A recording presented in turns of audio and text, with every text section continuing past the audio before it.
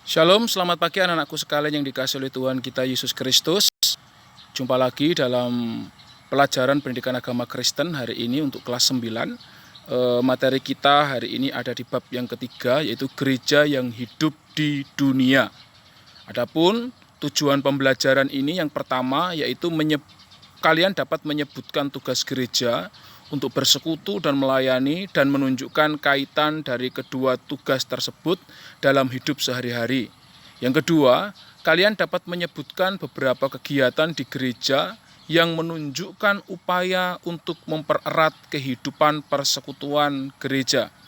Yang ketiga, kalian dapat menyebutkan kegiatan-kegiatan yang menarik bagi orang-orang muda untuk dikembangkan di dalam gereja. Itu sesuai dengan apa yang Bapak sampaikan di layar HP kalian terkait dengan tujuan pembelajaran dari RPP ini. Kalian bisa perhatikan itu. Ya. Nah, selanjutnya, sebelum kita masuk di dalam materi pembelajaran, mohon nanti kalian silahkan mengisi absensi di grup WhatsApp kita semua. Sebelum kita mulai, mari kita berdoa.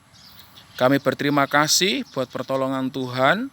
Kami diberkati dengan kesehatan, kekuatan. Dan hari ini kami akan belajar pendidikan agama Kristen yang membahas tentang gereja. Berkati kami dengan hikmat-Mu supaya kami tidak hanya sekadar mengerti, tetapi kami boleh menjadi gereja-gereja Tuhan yang hidup, yang aktif dan berkenan kepada Allah. Di dalam nama Yesus kami sudah berdoa. Amin. Anak-anakku sekalian, kalian boleh membuka buku kalian ya di bab ketiga, buku elektronik kalian sesuai dengan apa yang Bapak tampilkan di layar HP kalian. Gereja yang hidup di dunia. Bahan Alkitab kita ada di Matius 28 ayat 16 sampai 20, Kisah Para Rasul 6 ayat 1 sampai 6, Kisah Para Rasul 2 ayat 44 sampai 47, 1 Korintus pasal 11 ayat 20 sampai dengan yang ke-34. Kalian boleh membuka Alkitabnya ya. Dan Bapak akan membukakan di dalam 1 Korintus 11 ayat 20 sampai dengan yang ke-34. Demikian bunyi firman Tuhan. Apabila kamu berkumpul, kamu bukanlah berkumpul untuk makan perjamuan Tuhan. Sebab pada perjamuan itu tiap-tiap orang memakan dahulu makanannya sendiri, sehingga yang seorang lapar dan yang lain mabuk. Apakah kamu tidak mempunyai rumah sendiri untuk makan dan minum? Atau maukah kamu menghinakan jemaat Allah yang memalukan orang-orang yang tidak mempunyai apa-apa? Apakah yang kukatakan kepada kamu, memuji kamu? Dalam hal ini aku tidak memuji. Sebab apa yang telah kuteruskan kepadamu, telah aku terima dari Tuhan, yaitu bahwa Tuhan Yesus pada malam waktu ia diserahkan mengambil roti, dan sesudah itu ia mengucap syukur atasnya. Ia memecah-mecahkannya dan berkata, inilah tubuhku yang diserahkan bagi kamu, perbuatlah ini menjadi peringatan akan aku. Demikian juga ia mengambil cawan sesudah makan lalu berkata, cawan ini adalah perjanjian baru yang dimeteraikan oleh darahku, perbuatlah ini setiap kali kamu meminumnya menjadi peringatan akan aku. Sebab setiap kali kamu makan roti ini dan minum cawan ini, kamu memberitakan kematian Tuhan sampai ia datang. Jadi barang siapa dengan cara yang tidak layak makan roti dan minum cawan Tuhan, ia berdosa terhadap tubuh dan darah Tuhan. Karena itu hendaklah tiap-tiap orang menguji dirinya sendiri, dan baru sesudah itu ia makan roti dan minum dari cawan itu. Karena barang siapa makan dan minum tanpa mengakui tubuh Tuhan, ia mendatangkan hukuman atas dirinya. Sebab itu banyak di antara kamu yang lemah dan sakit, dan tidak sedikit yang meninggal. Kalau kita menguji diri kita sendiri, hukuman tidak menimpa kita. Tetapi kalau kita tidak menerima hukuman dari Tuhan, kalau kita menerima hukuman dari Tuhan, kita dididik supaya kita tidak akan dihukum bersama-sama dengan dunia. Karena itu saudara-saudaraku, jika kamu berkumpul untuk makan, nantikanlah olehmu seorang akan yang lain. Kalau ada orang yang lapar, baiklah ia makan dahulu di rumahnya, supaya jangan kamu berkumpul untuk dihukum. Hal-hal yang lain akan kuatur kalau aku datang. Amin, firman Tuhan. Anak-anakku sekalian, Rasul Paulus menyampaikan ini sebagai sebuah pedoman kepada kita semua di dalam perkumpulan-perkumpulan kita, dalam ibadah-ibadah kita. Tidak boleh ada sebuah keinginan-keinginan duniawi. Semata-mata, kalaupun makan, kalaupun minum, semuanya harus kita lakukan sesuai dengan kehendak Allah untuk memuliakan Allah. Bahkan itu secara khusus terkait dengan perjamuan kudus. Perjamuan kudus tidak untuk kesehatan kita, perjamuan kudus tidak untuk perut kita, perjamuan kudus tidak untuk mendatangkan mujizat-mujizat, tapi perjamuan kudus adalah untuk memperingati kurban akan kematian dan kebangkitan Tuhan Yesus Kristus, di mana Tuhan telah mencurahkan darahnya, telah memberikan tubuhnya sebagai ganti dosa-dosa kita. Sehingga di dalam perjamuan kudus kita semua sudah selayaknya harus bersyukur kepada Allah. Sehingga kita menguduskan hati dan pikiran kita semua, menguji diri kita supaya kita boleh berlayak untuk berjamu dengan tubuh dan darah Tuhan. Itu terjadi, itu dilakukan di dalam setiap ibadah-ibadah kita, tidak boleh dikotori oleh keinginan-keinginan hawa nafsu dunia. Ibadah harus ditujukan hanya kepada Tuhan, hanya untuk memuji Tuhan, hanya untuk menyembah Tuhan. Kalau Tuhan memberkati kita, itu kita perlu bersyukur kepada Tuhan. Kalaupun Tuhan belum memberkati kita dengan hal-hal yang mungkin kita inginkan, karena tujuan ibadah bukan untuk kita diberkati, tetapi supaya hidup kita benar-benar menjalankan tanggung jawab Kristen untuk memuji dan mempermuliakan nama Tuhan. Puji nama Tuhan, anak-anakku sekalian. Kalau kalian memperhatikan di dalam materi kita, ada kegiatan di mana kita diajak untuk menyanyi dalam kidung jemaat itu di jalan hidup yang lebar sempit, NKB nomor 200 ayat 1 sampai dengan yang ketiga. Bapak akan tunjukkan kepada kalian seperti apa lagunya. Nanti kalian boleh belajar sendiri. Kalian bisa melihat di layar handphone kalian.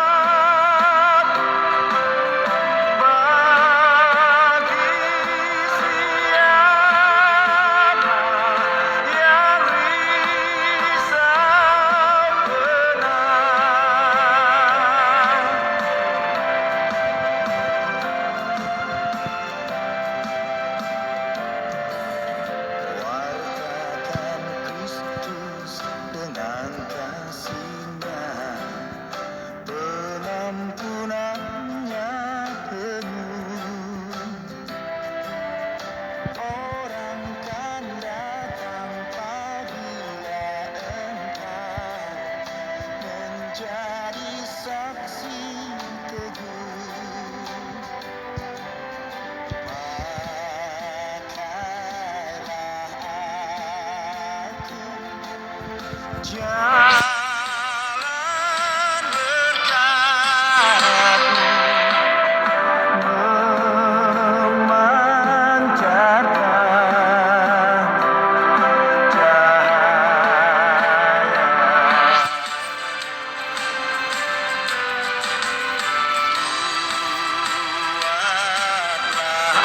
Buatlah aku saluran berkat bagi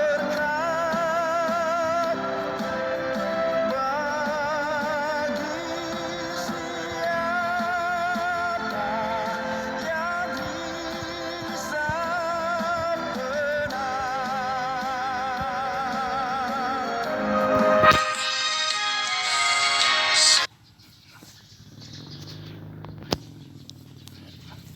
Demikian lagu yang boleh Bapak putarkan kepada kalian. Kalian boleh menyimak isi lagu tersebut. Kemudian kalian boleh menuliskan apa maksud daripada lagu tersebut, supaya Bapak boleh mengetahui apakah kalian mengerti maksud daripada lagu tersebut. Silahkan kalian tuliskan dalam secari kertas, kemudian kalian foto kertas tersebut dan kalian silahkan kirim di grup WhatsApp kita. Lanjut, Bapak persilahkan nanti kalian membaca semua materi yang ada itu, apa yang ada di buku kalian dari setiap kegiatan itu tolong nanti dikerjakan. Jika ada pertanyaan, silahkan kalian sampaikan di grup WhatsApp kita. Selanjutnya anak-anakku, Bapak memberikan tugas kepada kalian sesuai dengan apa yang tertampil di layar kalian.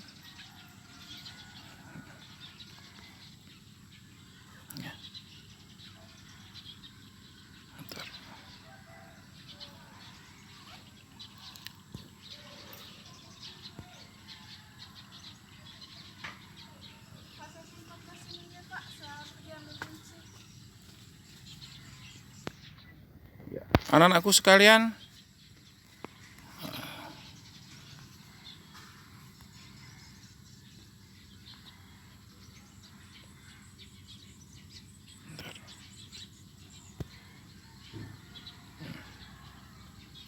nah, silahkan kalian lihat di layar handphone kalian. Bapak menyampaikan ada 3 tugas yang boleh kalian kerjakan. Yang pertama, silahkan kalian membuat skema atau gambar sejarah perkembangan gereja. Dari pertama kali gereja muncul, kemudian aliran-aliran apa saja. Kedua, silahkan menceritakan sejarah gereja di mana kalian tinggal beribadah. Yang ketiga, silahkan kalian menyanyikan lagu Gereja Bukanlah Gedung, Bukan Pula Menara.